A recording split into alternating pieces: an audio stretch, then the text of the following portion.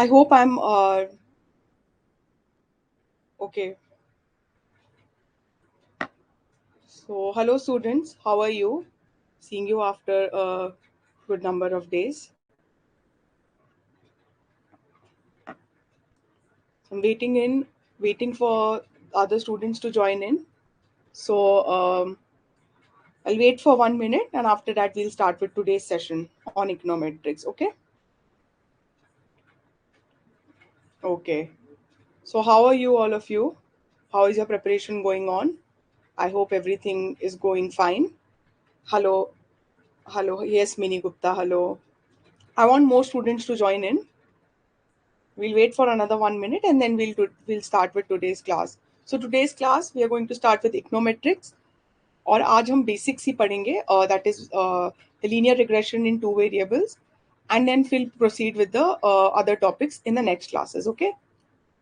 So I think I'll start with the class right now. Okay. So I'm sharing the screen with all of you. I hope now the screen is visible to all of you. Okay. Is the screen visible to you? Please write yes in the comment section in the chat box. If it's visible, then please write yes. Okay, mini okay ठीक है. तो आज के class में हम start करेंगे econometrics का first lecture. ठीक है. और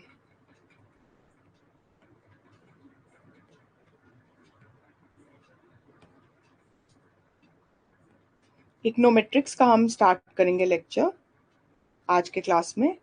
और आपके एग्जामिनेशन में इकोनोमेट्रिक्स से क्वेश्चंस कहाँ से आते हैं.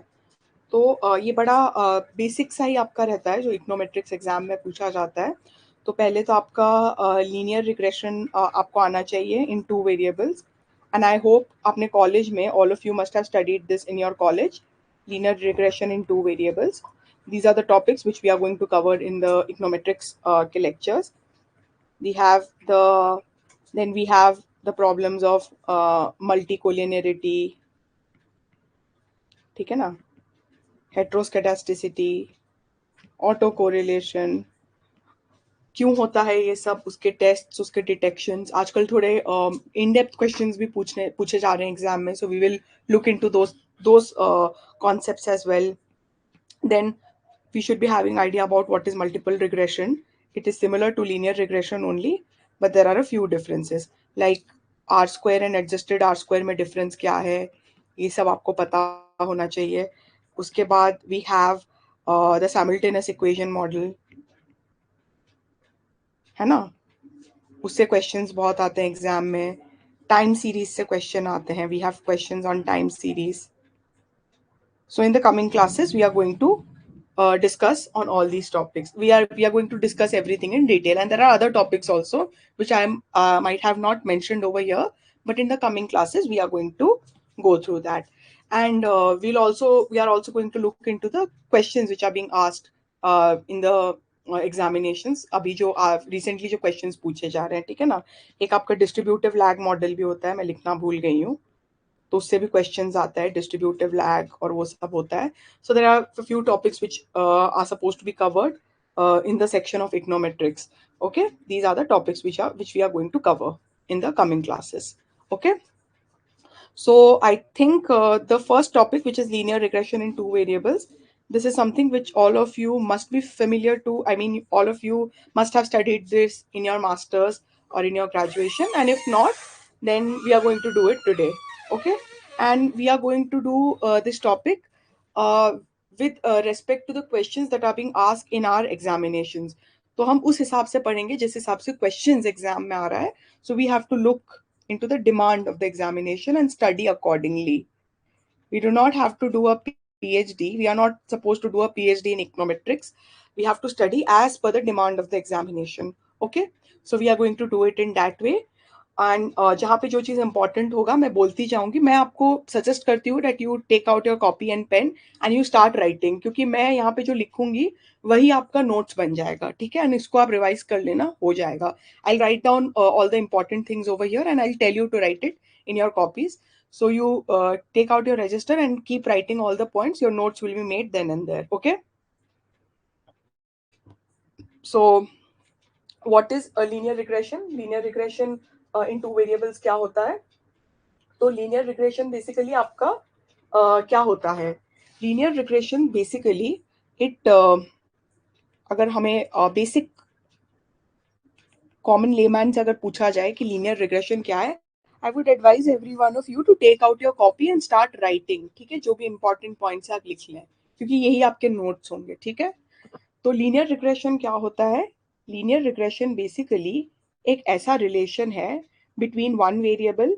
It is a relationship between one variable की which is called the dependent variable. यहाँ पे मैंने शॉर्ट में लिख रखा है, डिपेंडेंट वेरिएबल को डीवी लिख दिया है. तो ये क्या दिखाता है?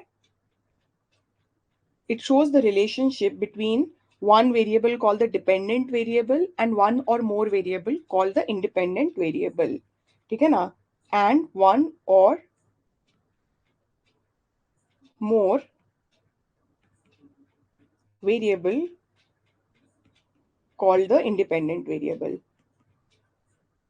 तो ये लीनियर रिग्रेशन बेसिकली इस चीज को स्टडी करता है. It studies the relationship between one variable called the dependent variable and one or more variable which is called the independent variable. Independent variable को हम दूसरे नाम से क्या बोल सकते हैं? It is also known as explanatory variable. ठीक है, इसको हम एक्सप्लेनेटरी वेरिएबल भी कहते हैं. इसके काफी डिफरेंट डिफरेंट नाम्स हैं. हम आगे जाके क्लास में मैं आपको बताऊंगी कि इसके डिफरेंट डिफरेंट नाम क्या हैं और इसको किस तरह से डील करना है. ओके, सो लीनियर रिग्रेशन आपका जो है वो आपको इस फॉर्म में दिखता है. Linear regression in two variable where y is equals to alpha plus beta x. Okay, yes Mini, it is also known as control predictor regressor. Yes, absolutely correct. Yes Mini. ठीक है, इसको explanatory variable भी कहते हैं. तो ये काफी basic class है, ये सब आपने पढ़ा होगा. सो this is a revision kind of a thing only. ठीक है ना, ये क्लास एक रिविजन ही है. आपका इकोनोमेट्रिक्स रिवाइज हो जाएगा और एग्जाम के अकॉर्डिंग हम इसको पढ़ेंगे. ठीक है, सो ये आपका है y is equal to alpha plus beta x. Alpha क्या होता है? अल्फा आपका होता है वर्टिकल इंटरसेप्ट.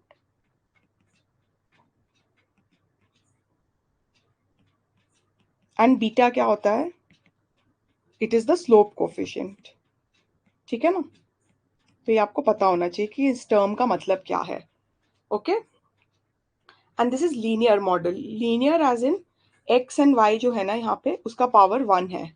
ठीक है, और ये टू वेरिएबल केस है and this is a single equation model. Okay, so alpha and beta in many cases is also written as. Alpha को बहुत सारे बुक्स में बीटा 1 भी लिखा होता है. In many of the books beta is written as beta 2. So don't get confused. Alpha and beta के different different denotations होते हैं, तो आपको कंफ्यूज होना नहीं है. बीटा 1 बीटा 2 भी होता है, B1 B2 भी होता है, तो इस तरीके से होता है. So you should be knowing the basic things. ठीक है, सो इकोनोमेट्रिक मॉडल मैथमेटिकल मॉडल से डिफरेंट कैसे होता है?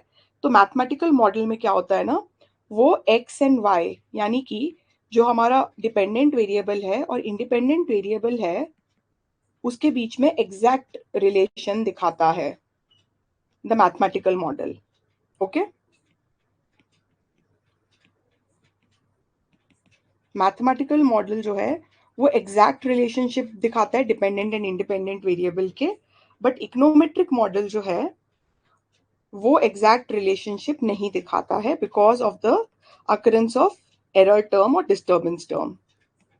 ठीक है, इकोनोमेट्रिक मॉडल में एग्जैक्ट रिलेशन जो है वो डिपेंडेंट एंड इंडिपेंडेंट वेरिएबल के बीच में नहीं है because of the existence of error term.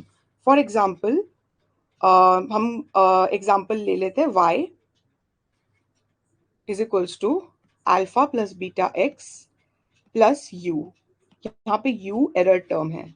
ठीक है, एरर टर्म का मतलब क्या है? That in real life, in real terms ये जो कुछ फैक्टर्स होते हैं उसको हम कैप्चर नहीं कर पाते हैं हमारे स्टडी में. ठीक है, for example we can take the example of the consumption function. ठीक है ना, So consumption is a function of disposable income plus error term. तो यहाँ पे क्या होता है कि कंजम्पशन का एग्जैक्ट रिलेशनशिप नहीं है इनकम के साथ, क्योंकि यहाँ पे एक एरर टर्म भी आ जाता है। एंड एरर टर्म का मतलब ये है दैट इट कैप्चर्स और influences, it captures the influence of other independent variables which has not been considered in the model और which has not been taken in the model. ठीक है, तो होता क्या है कि जब हम कुछ रिलेशनशिप स्टडी करते हैं between the dependent and independent variable, then there are many factors which we are not able to select because of various reasons. There could be budget constraint, ठीक है, आपके पास टाइम कंस्ट्रेंट हो सकता है।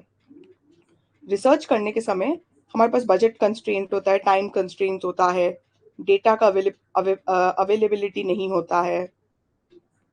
तो इस कारण क्या होता है, कुछ कुछ फैक्टर्स होते हैं जो हम कंसिडर नहीं कर पाते हैं, तो उन फैक्टर्स को म्यू कहते हैं, which is the error term.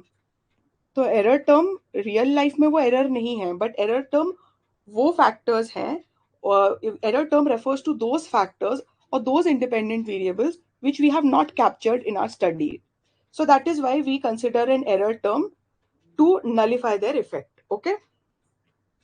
तो आई थिंक आपको एरर टर्म का मतलब समझ आ गया होगा, और इकोनोमेट्रिक मॉडल मैथमेटिकल मॉडल से डिफरेंट कैसे है वो भी समझ आ गया होगा। तो ये इस केस में कंजम्पशन फंक्शन के केस में यहाँ पे यू क्या हो सकता है, it could capture the influence of other independent variables like wealth हो गया आपका, वेल्थ है उसको हमने कंसिडर नहीं करा है, तो वो हो सकता है।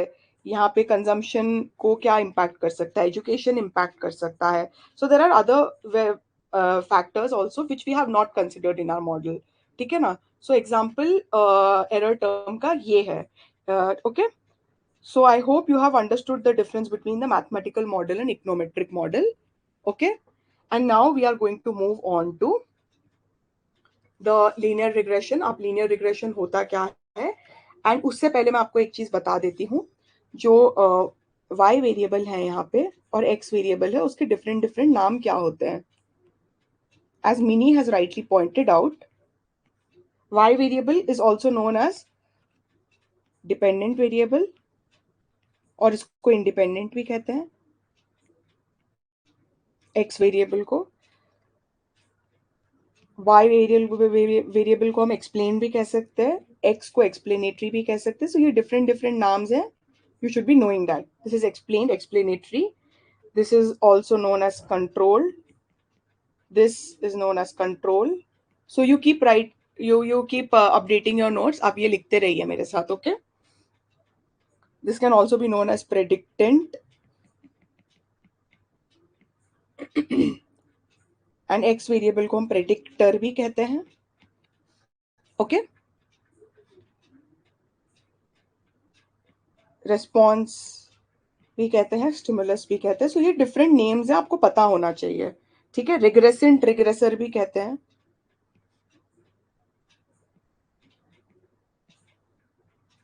सो these are the different names for the dependent and the independent variable, or the explained and the explanatory variables. Okay, so I hope it is clear till here. So is it clear to all of you? I hope it's clear to all of you. Please write in the comment section. If clear, do write yes. If not, then write no, it's not clear. Okay, Mini.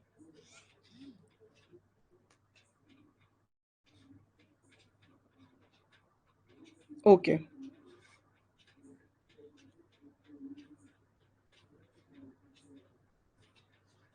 तो हम linear regression क्यों पढ़ते हैं, उसके objectives देख लेते हैं। Exam में वैसे ये ऑब्जेक्टिव्स वगैरह नहीं पूछते, but for your knowledge you should be knowing that what are the objectives of the linear regression model and all that. Okay, so you should be knowing this. So the first objective, just a second.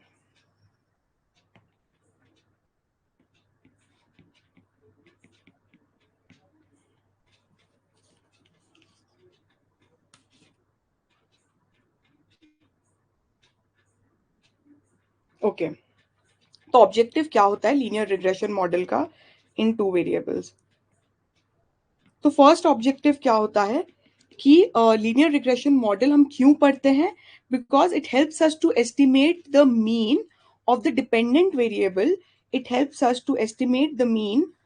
यहाँ पे मैं short form में dependent variable को DV लिख रही हूँ, ठीक है. It helps us to estimate the mean of the dependent variable given the value of explanatory variable. Okay, इसका मतलब क्या है? अगर हमारा एक्सप्लेनेटरी वेरिएबल का वैल्यू दे रखा है, for example height explanatory variable है, और यहाँ पे हाइट दे रखा है 5 inches, 5 feet, 6 feet, 7 feet. So what will be the mean of dependent variable given the value of explanatory variable? So linear regression is used to find that. First objective is that. The second objective is that linear regression also helps us to forecast the mean value of the dependent variable given the value of explanatory variable beyond the sample range. So ये आपको help करता है to forecast the mean value of the dependent variable given, ये word important है, given the explanatory variable beyond the sample size. ठीक है, इसका मतलब क्या है मैं आपको एक एग्जांपल से समझाती हूँ. So it helps us to forecast the mean of the dependent variable given the explanatory variable beyond the sample size. So what happens is we will take an example of this. इसमें example क्या होता है? अगर मेरे पास data set है और वहाँ पे we have height of 5 feet 6 inch to let's say 5 feet 7 inches, ठीक है? या let's say 6 feet तक है हमारे पास data. But if we want to find out the mean of the dependent variable in the एक सेकेंड, हमारे पास data है 5 feet 6 inches to 6 feet, ठीक है, और 6 feet 2 inches का डेटा नहीं है. बट लीनियर रिग्रेशन हमें जो हमारे सैंपल साइज के बियॉन्ड जो डेटा है, like in this case 6 feet 2 inches, उसको भी फोरकास्ट करने में हेल्प करता है. It helps us to forecast beyond the sample range. So over here 6 feet 2 inches is the data which is beyond our sample range. So it helps us to find the mean of the dependent variable given the explanatory variable beyond the sample size. So that is one of the important objective of the linear regression model. It also helps us to test the hypothesis about the nature of dependence. ठीक है? So it helps us to tell us about the nature of the dependence of the independent and dependent variable. तो ये हमें बताता है कि relation क्या है इंडिपेंडेंट वेरिएबल का, वेदर पॉजिटिव और नेगेटिव. फॉर एग्जांपल अगर हम इनकम या एक्सपेंडिचर का रिलेशन देख रहे हैं तो उसमें पॉजिटिव है या नेगेटिव रिलेशन है, क्या है, तो वो हमें रिग्रेशन हेल्प करता है बताने में. Regression, linear regression helps us to find the nature of the dependence as well. So the first objective of linear regression is to find the mean of dependent variable given the value of explanatory variable. Helps us to forecast the mean value of dependent variable given the explanatory variable beyond the sample size. And it also helps us to test the hypothesis about the nature of the dependence. I hope till here everything is clear to all of you. If yes, then do write in the comment section. I want active participation from all of you.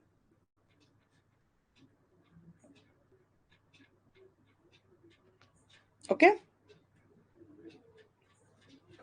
तो ये linear regression की कुछ बातें हैं, और मैं ज़्यादा detail में तो नहीं जाऊंगी. आपको लीनियर रिग्रेशन कैसे आता है, क्या आता है, आपको मैं डायरेक्ट एग्जाम ओरिएंटेड चीज़ें पढ़ाऊंगी. Okay okay mini.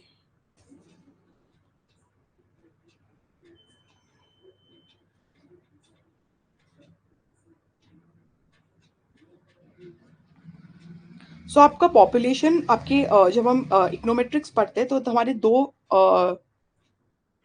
we have two things which we are going to study over here. The population regression function, which is also denoted by PRF, जिसको हम PRF लिखते हैं, and sample regression function.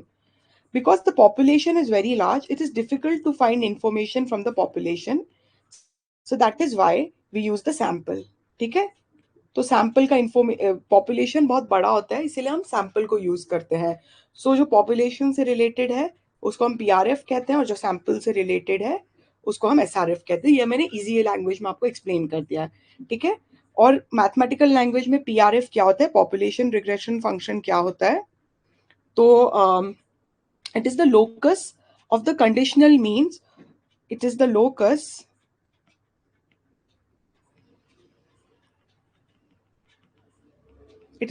of the conditional mean of the dependent variable for the fixed values of explanatory variable.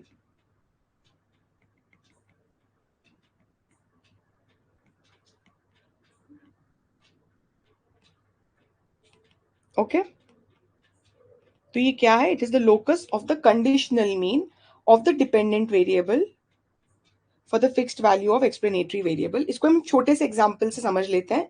This is just for understanding purpose. ठीक है, तो ये आपने शायद पढ़ा भी होगा. तो यहाँ पे हम एक्सपेंडिचर ले लेते हैं, यहाँ पे आपका इनकम ले लेते हैं. ठीक है, एंड हमने क्या बोला है? Fixed value of the explanatory variable. यहाँ पे एक्सप्लेनेटरी वेरिएबल इनकम है. So let's say and this is the expected value of expenditure. We are taking expenditure by y. We are denoting expenditure by y, which is conditional on the level of income. So let's say x. यहाँ पे x हो गया. ठीक है ना?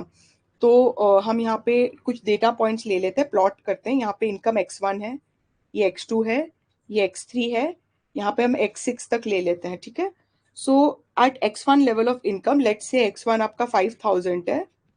तो x1 level of income में आपका एक्सपेंडिचर क्या क्या होगा? सो expenditure can be this, expenditure can be this value, expenditure can be this. यहाँ पे 3 पॉइंट्स हमने ले लिए. ठीक है, x2 जो इनकम है, लेट्स से 15000, उसमें हमारा एक्सपेंडिचर क्या होगा? सो लेट्स से यहाँ पे हमारा कुछ ये एक्सपेंडिचर आ गया, ये पॉइंट से आ गया, ये पॉइंट से आ गया, ये पॉइंट से आ गया. ठीक है, एक्सपेंडिचर. देन हम ले लेते हैं x3 इनकम पे. x3 इनकम आपका लेट से है 50,000 रुपए. तो यहाँ पे आपका क्या क्या होगा? तो इस तरह से आपके कुछ कुछ पॉइंट्स आ जाएंगे यहाँ पे एक्सपेंडिचर के. तो हम x6 पे फाइनली जाते हैं. लेट्स से ये 1 लाख है आपका इनकम. ठीक है, तो यहाँ पे आपके क्या क्या एक्सपेंडिचर होगा? 1 2 3 इस तरह से. ठीक है, सो हम क्या करेंगे?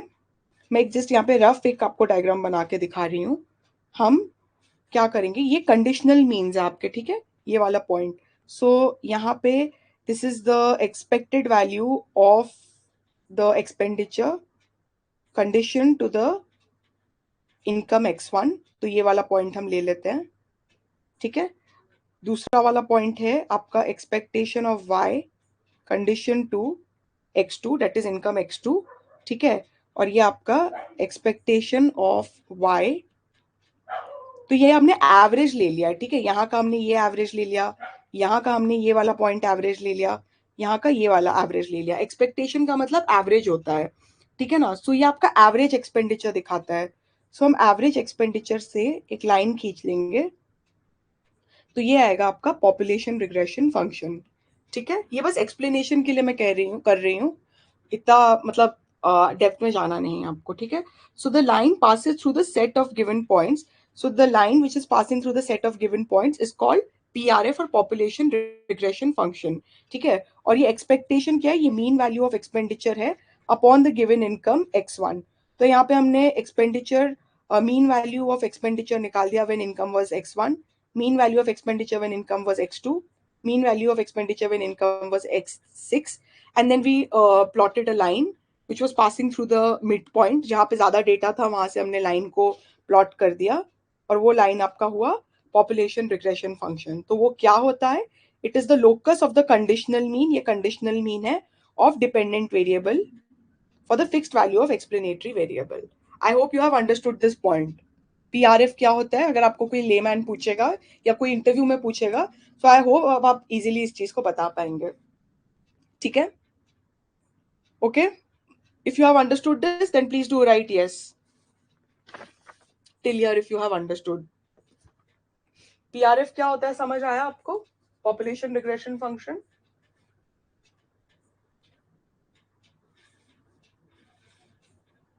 If yes, then do write in the comments section. We'll move ahead then. Okay, okay, mini.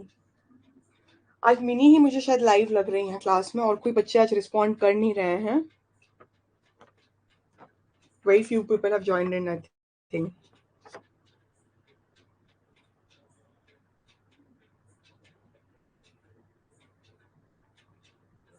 Okay, तो पीआरएफ के कुछ इंपॉर्टेंट हम पॉइंट्स देख लेते हैं। पीआरएफ में होता क्या है आपका? सो पॉपुलेशन रिग्रेशन फंक्शन में, and keep writing this down all of you, okay. Population regression function में क्या होता है? वैसे तो पॉपुलेशन रिग्रेशन फंक्शन की जो लाइन है वो जरूरी नहीं है कि वो लीनियर हो, it can be linear also, it can B quadratic also, but here in this chapter we are assuming that our PRF is linear, okay? So we are assuming that it is linear. And the second thing is that ये आपका regression coefficient है, alpha and beta, they are your regression coefficient, and this can also be written as, in some of the books it can be written as beta 1 and beta 2 and so on, okay? और different notations इसके होते हैं। अब एक important चीज पे हम आते हैं, इस पे क्वेश्चंस पूछे जाते हैं, so please pay attention to this. Alpha is the intercept coefficient, ठीक है? y is equals to alpha plus beta x में आपका जो अल्फा है, this is the this is the intercept coefficient, and beta जो है वो आपका स्लोप कोएफिशिएंट होता है, ठीक है? तो y, इसमें हम इंटरसेप्ट कोएफिशिएंट को कैसे इसको हम इसका इंटरप्रिटेशन क्या है वो हम देखेंगे, ठीक है? So alpha is the, let me write it over here, y is alpha plus beta x. So if x इसको हम yi is equals to alpha plus beta xi भी लिख सकते हैं. So if xi is equals to 0, then the average value of y is alpha. तो alpha is intercept coefficient, और उसको interpret कैसे करते हैं? इंटरप्रेट हम इस तरह से करते हैं, if xi is 0, then the average value of y is alpha. This is the intercept coefficient. This is important. You can get questions on this. Beta क्या होता है? वो आपका स्लोप कोफिशिएंट होता है, ओके? और स्लोप कोफिशिएंट का interpretation क्या होता है? ओके, अब ये जो है आपका Y I is equals to alpha plus beta x I, इसको हम expectation of Y by X I is equals to alpha plus beta x I ऐसे भी लिख सकते हैं, ठीक है? सो डोंट गेट कंफ्यूज अगर इस तरह से भी लिखा होगा तो, ठीक है ना? और this, so we how can we write this? Slope coefficient को हम कैसे लिख सकते हैं? We will take the derivative of expectation of Y I by X I, ये जो चीज है, divided by, sorry, derivative of this with respect to X I is equals to beta. So इसको हम इंटरप्रेट कैसे करेंगे? इंटरप्रिटेशन क्या होगा इसका? ये इंपॉर्टेंट चीज है, इसको भी आप लिख लीजिए. If x I increases by 1 unit, then the average value of y, it increases by beta units, ठीक है? So this is very very important, इसको आप याद कर लीजिएगा. इंटरसेप्ट कोफिशिएंट का मतलब क्या होता है एंड स्लोप कोफिशिएंट का मतलब क्या होता है, and its interpretation. So we will do it once again. If xi is 0, average value of y is equals to alpha. This is the intercept coefficient. And slope coefficient क्या होता है? Which is beta. If xi increases by 1 unit, the average value of y will increase by beta units. This is very important. Please write this down. Okay? Write this down. So intercept, ये आपको direct questions आ सकता है exam में, आपको उसका interpretation पूछ लेंगे, ठीक है? सो यहां तक आप लिख लीजिए. I hope you have written it down.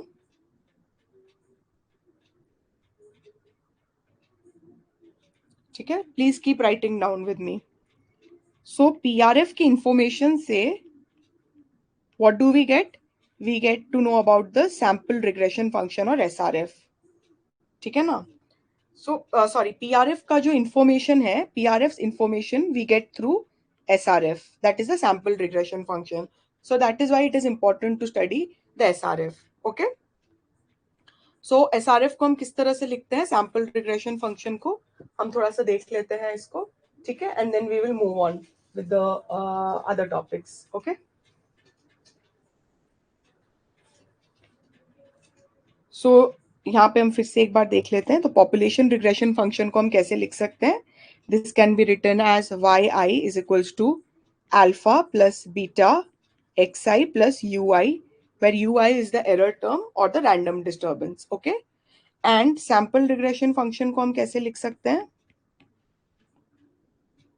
Sample regression function ये पॉपुलेशन रिग्रेशन फंक्शन है.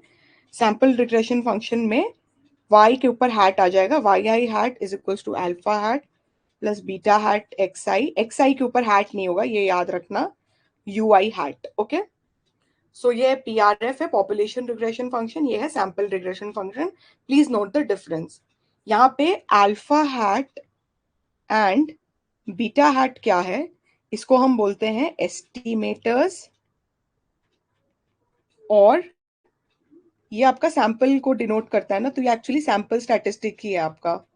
आपने ये I think you must have studied this in your statistics class, so I am not repeating that. Sample statistics क्या होता है, parameter क्या होता है population, that you all must be knowing. So alpha hat and beta hat is nothing but it is the sample statistics which is also known as estimators. And what is alpha and beta? Alpha and beta is known as estimates. ठीक है, इसको हम estimate कहते हैं या population parameter.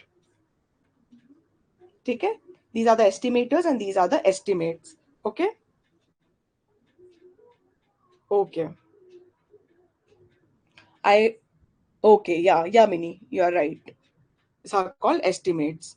So हमें OLS method से, by using ordinary least square method, we find the value of alpha hat and beta hat. OLS आपको यहाँ पे इस एग्जामिनेशन में, जो सब्जेक्टिव एग्जामिनेशन है like NET exam and all that, OLS आपको डेरिवेशन करने की जरूरत नहीं है. But for exams like Indian economic service and all, you will be needing, you should be knowing how to do the derivation.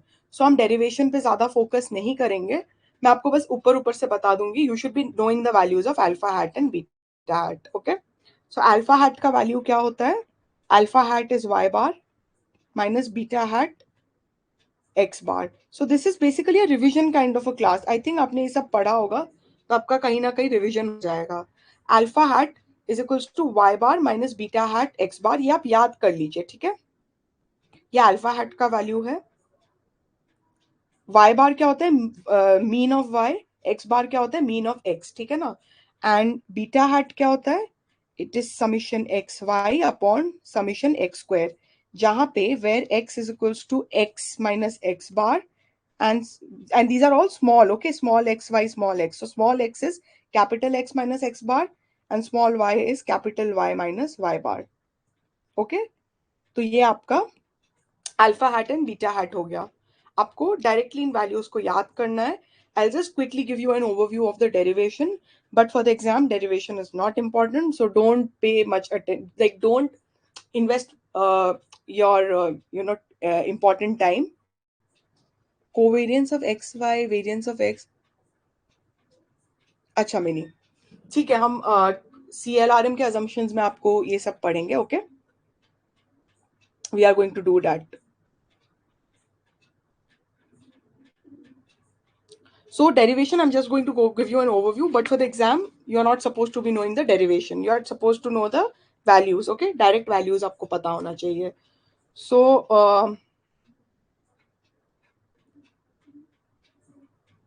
okay. So OLS में क्या होता है?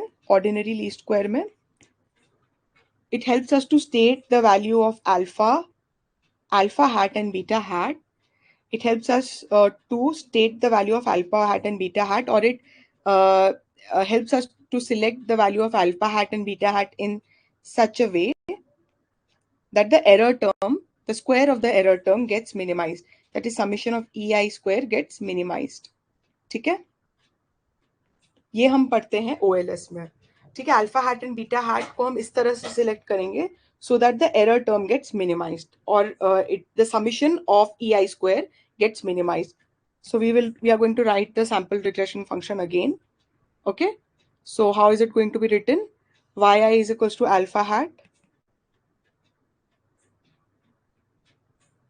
plus beta hat xi plus ei या ui हम किसी भी तरह से हम उसको लिख सकते हैं. यूजुअली ui आप पॉपुलेशन वाले में लिखते हैं, PRF में लिखते हैं. सैम्पल रिग्रेशन फंक्शन में you can write it as ei. Okay, derivation just मैं एक्सप्लेनेशन के लिए दे रही हूँ, वैसे टाइम इसमें चला जाएगा बहुत, मुझे आगे भी चीजें बतानी है, बट मन के शांति के लिए मैं आपको डेरिवेशन ओएलएस का बता देती हूँ, ठीक है ना। एग्जाम के लिए डेरिवेशन नहीं चाहिए, ठीक है, सो इसीलिए इस पे ज्यादा दिमाग नहीं लगाना है।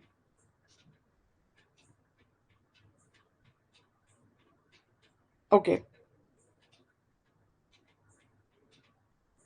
So we have y I is given as this. अब हमें क्या निकालना है, ई आई। ई आई क्या है, Y I minus alpha hat plus minus alpha hat minus beta hat xi. Okay, and summation of ei square is what? It is summation yi minus alpha hat minus beta hat xi का whole square. Okay, तो यहाँ तक I think it is clear to all of you. Now what are we going to do to find alpha hat and beta hat? We are going to differentiate it with respect to differentiate it with respect to alpha hat and beta hat. Okay, so delta summation ei square upon delta alpha hat is equals to summation 2 yi minus alpha hat minus beta hat xi minus 1. This can also be written as minus 2 summation ei. Okay,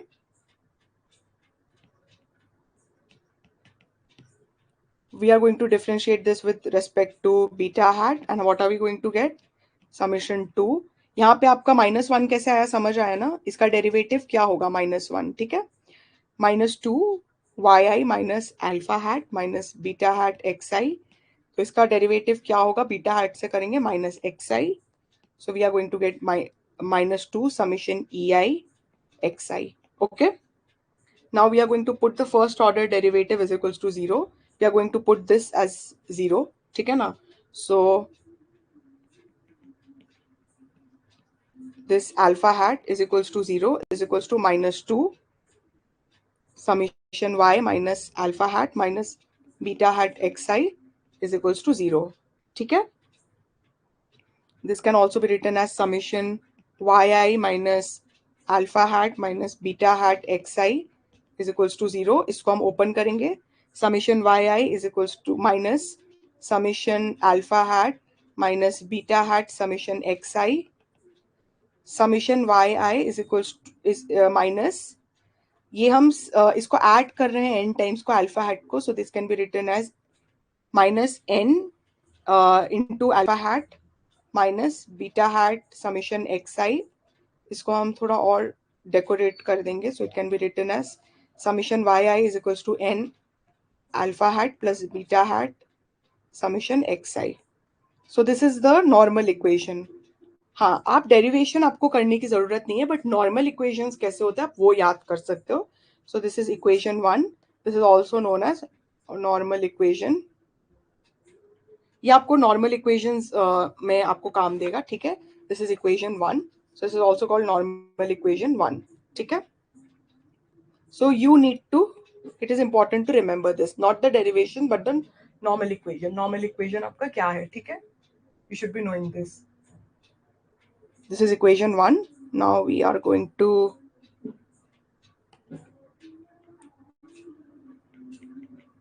look at this.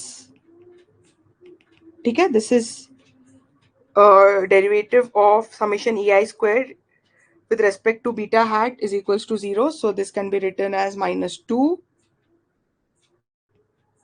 yi minus alpha hat minus beta hat xi. Please keep writing this with me, ठीक है, जिससे कि आपका explanation, जिससे कि आपको understanding और अच्छे से हो जाए इस टॉपिक के बारे में. सो summation xi yi minus alpha hat summation xi minus beta hat summation xi square is equals to 0. So we are going to get summation xi yi is equals to alpha hat summation xi plus beta hat summation xi square. So this is the normal equation number 2. आप दोनों normal equations याद कर लेना. कभी कभार exam में normal equations के through भी क्वेश्चन सॉल्व करने होते हैं. So the first normal equation is summation yi is equals to n alpha hat plus beta hat summation xi. Second normal equation is summation xi yi is equals to alpha hat summation xi plus beta hat summation xi square. वैसे आप नहीं भी याद करेंगे तो चलेगा, but कर लेने में भी कोई प्रॉब्लम नहीं है नॉर्मल इक्वेशंस को. ठीक है, आई थिंक आपने किया होगा, इवन रिग्रेशन में किया होगा. So I think it is nothing new to all of you. Just go through it once. But remember one thing, exam में आपको डेरिवेशंस नहीं पूछेंगे, ये आईईएस वगैरह में काम देता है. आईईएस में डायरेक्ट पूछते हैं डेरिवेशन. सो 1 and 2 इक्वेशन आपके नॉर्मल इक्वेशंस हो गए. Okay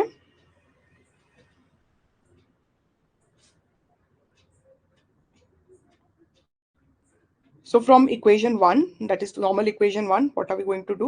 Summation yi is equals to alpha n plus beta summation xi.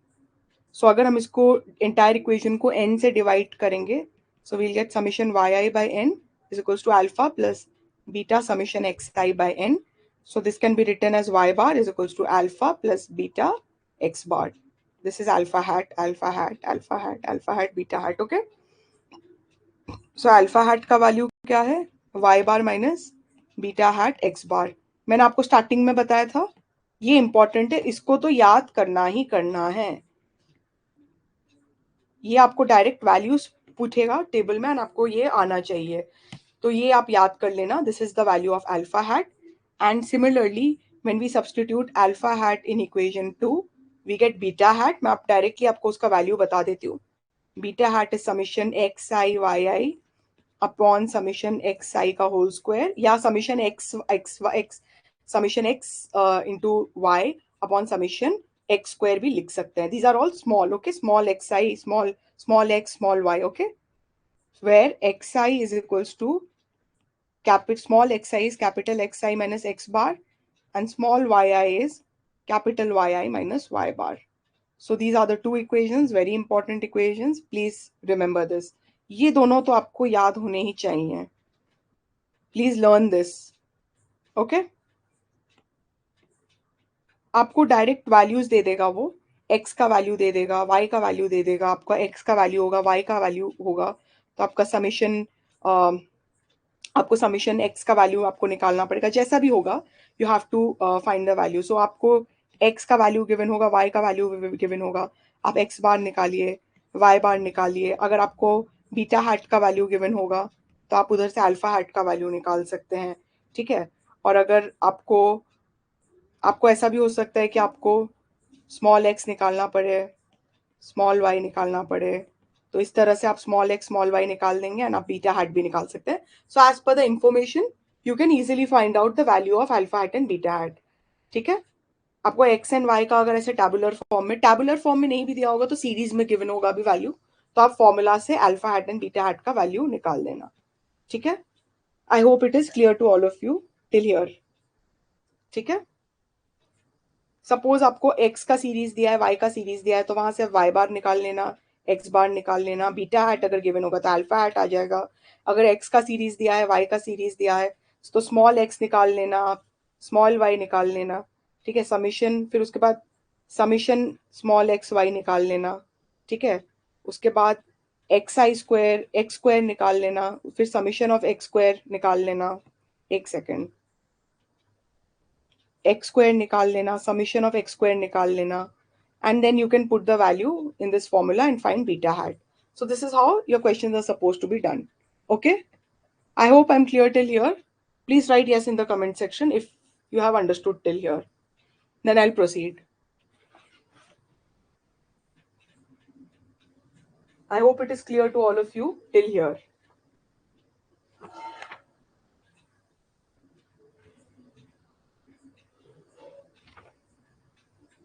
Okay, Mini? Okay, fine.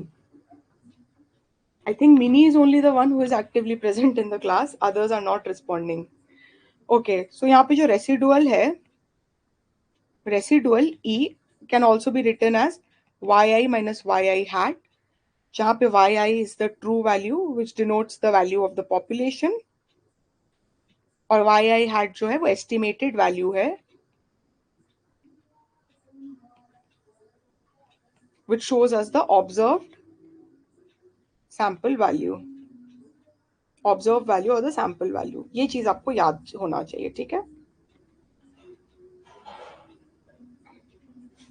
So I hope it is clear till here.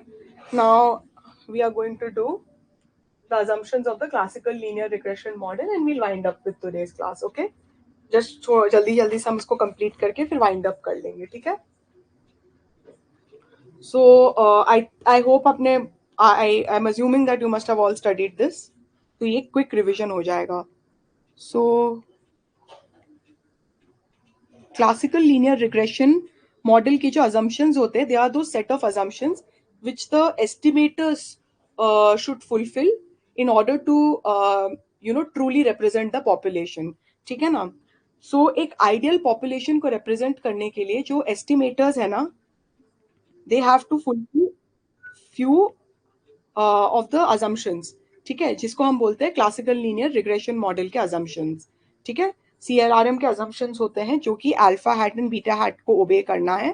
Please right your how long more. It will take, I think, 5 to 10 minutes. I'm just going to wind up, or we can take up the assumptions of CLRM in the next class. I quickly wind up. जल्दी जल्दी हो जाएगा, ये 5 minutes में हो जाएगा, ठीक है ना?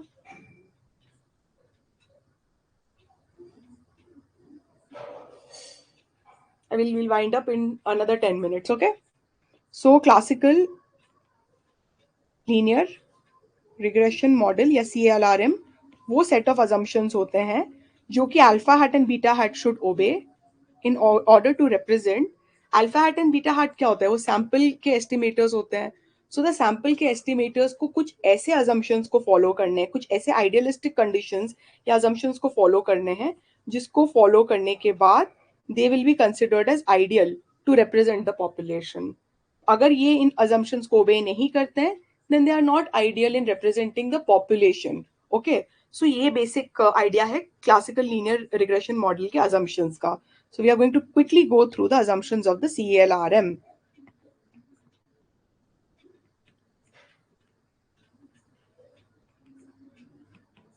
So the first assumption is that this model is linear. It is linear, and please keep writing this with me. Okay, आपके notes यहीं पे बन जाएंगे. It is linear in parameters. That is parameters क्या है आपका? It is linear in parameters. यहाँ पे बीटा हो गया आपका, ठीक है ना?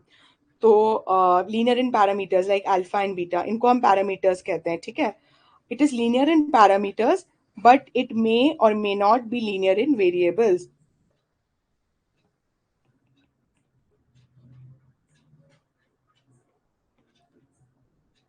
ठीक है, so it is linear in parameters but not in variables. हम एक एग्जाम्पल देखते हैं. For example y I is equals to beta one. ये beta one and beta two को मैंने ले रखा है as estimators. Okay, alpha and beta भी ले सकते हैं, beta one and beta two भी ले सकते हैं. तो मैंने यहाँ पे beta one and beta two ले रखा है, ठीक है? ये हो गया x i square plus e. This is the error term. So यहाँ पे this is linear in parameters. यहाँ पे parameter beta one and beta two है, इसका पावर वन है, so it is linear in parameters.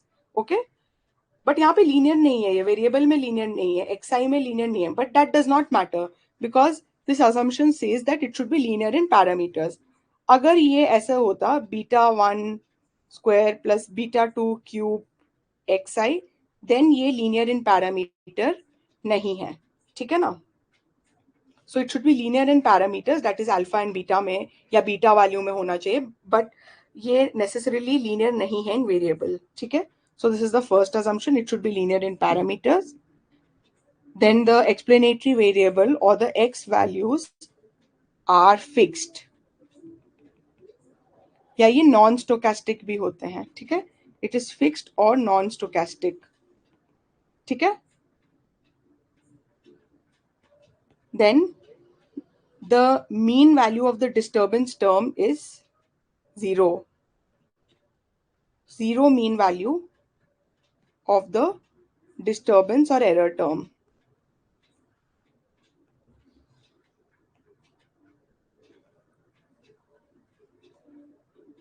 Okay, so यहाँ पे हम लेंगे expected value of the error term condition to the explanatory variable is 0, ठीक है? So this is the given value of xi, ये कंडीशनल मीन है, ठीक है ना,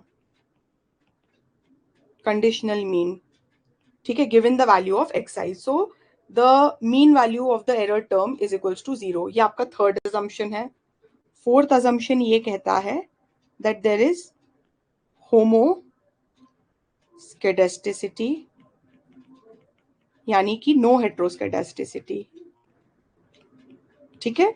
होमोस्केडास्टिसिटी का मतलब है दैट एरर टर्म का इक्वल वेरिएंस होना चाहिए, equal variance of the error term, okay, wherein variance of ui which is the error term, यहाँ पे ui भी ले सकते हैं, ei भी ले सकते हैं हम, ठीक है। so variance of ui condition to xi where xi is given, this value is given, is equals to expectation of ui minus expectation of ui by xi का whole square is equals to sigma square. Sigma square जो है वो बोलता है equal variance, क्योंकि यहाँ पे constant variance है, यहाँ पे कांस्टेंट वेरिएंस है, तो इसका मतलब दिस इज होमोस्केडास्टिक, ठीक है। ये आपको ऐसे याद करने की जरूरत नहीं है, बट मैंने आपको बता दिया, आपने ये बेसिक स्टैटिस्टिक्स में पढ़ा होगा, एक्सपेक्टेशन का वैल्यू, ये कुछ ज्यादा नई चीज नहीं है। But what happens when it is heteroscedastic, heteroscedasticity में क्या होता है, जो वेरिएंस है of ui condition to xi, that will be equals to sigma I square, which means the variance is not constant or it changes with I, ठीक है। तो ये होना नहीं चाहिए, variance of the error term should be constant, which means that it follows homoscedasticity, okay।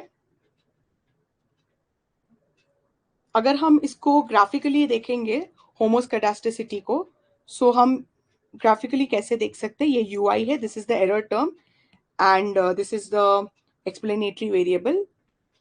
यहाँ पे इन दोनों के बीच में कोई पैटर्न नहीं है, no pattern means there is no heteroscedasticity, but if you see a pattern like this और लाइक दिस और like this, then there exists heteroscedasticity। तो यहाँ पे there is no heteroscedasticity, यहाँ पे yes there is heteroscedasticity, here also yes there is heteroscedasticity, here also yes there is heteroscedasticity, because there is a pattern between the error term and this, between ui square and x। so यहाँ पे कभी कभार exam में ऐसे भी graphically भी पूछा जा सकता है, यहाँ पे हेट्रोस्केडास्टिसिटी नहीं है, यहाँ पे है, यहाँ पे है, यहाँ पे भी है, ठीक है, यहाँ पे है, यहाँ पे है, यहाँ पे है, यहाँ पे नहीं है हेट्रोस्केडास्टिसिटी, बिकॉज कोई पैटर्न नहीं है, okay. Now we are going to look at the fifth assumption, which states that there is no autocorrelation between the error terms or the residual terms, ठीक है। ऑटो कोरिलेशन नहीं है between the disturbance term, which means that covariance of ui uj, यहाँ पे ui and uj दो error terms है, that is equals to 0, there is no autocorrelation between the error terms, ठीक है। Sixth point is that there is the covariance between the error term and the explanatory variable, which is xi, this is the error term and this is the explanatory variable, this is 0, there is no covariance between the error term and the explanatory variable, or the covariance between the error term or the disturbance term, ये disturbance term है, and this is the explanatory variable, that is equals to 0, ठीक है ना।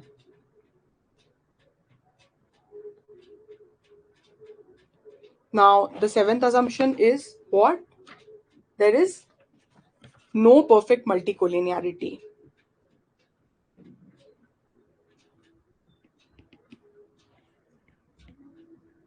No perfect multicollinearity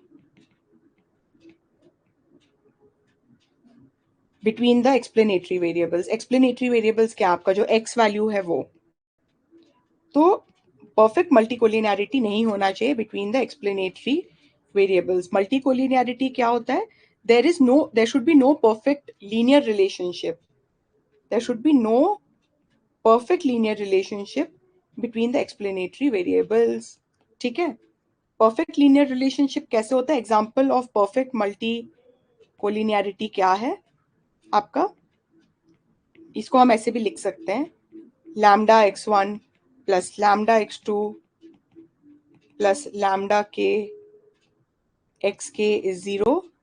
तो यहाँ पे x is equals to minus lambda 2 upon lambda 1 x2.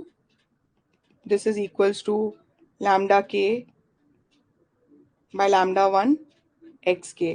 तो यहाँ पे क्या होता है? देयर इज मल्टीकोलिनियरिटी है यहाँ पर, ठीक है ना? मल्टीकोलिनियरिटी है, इसको हम इस फॉर्म में लिख सकते हैं, ठीक है ना?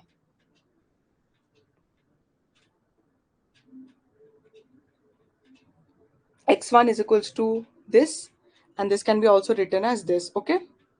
तो यहाँ पे perfect multicollinearity है, ठीक है, between the explanatory variables, that is x1 x2 के बीच में, ठीक है ना?